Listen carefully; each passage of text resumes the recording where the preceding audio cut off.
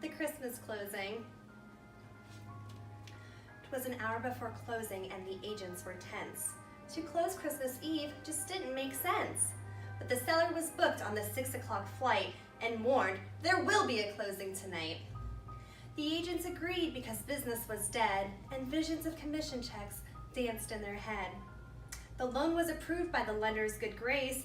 Everyone knew 'twas a borderline case. The buyers divorced, remarried again, divorced once more, and were now just friends.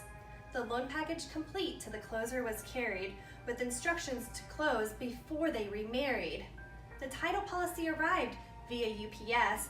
From page 1 through 16, what a mess!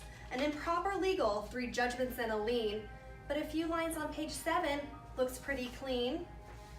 The title was cleared and the closing was set, but to finish today was not a sure bet. The closer dashed in, waving her HUD. It was covered in coffee, whiteout, and crud. But down in the corner you could barely see the buyer still owed $1.33. So the closer extracted a bill from her compact and the agents agreed to the rest of the contract. To add some interest, the seller revealed, to everyone's horror, the well wasn't sealed.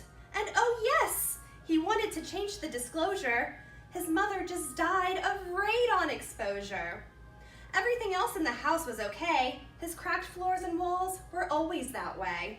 About that time, the buyer chimed in. We'd like to continue, but before we begin, I noticed these papers I'm likely to blame, but I gave my agents the wrong legal name.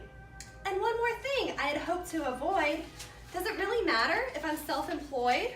About this time, the closer exclaimed, to work with you all has been such a pain. Everyone froze and sat there amazed. She frothed at the mouth and her eyes both were glazed. More rapid than eagles, her curses they came. She bristled and spouted and called them bad names. The closing is off, do I make myself clear? Merry Christmas to all, now get out of here.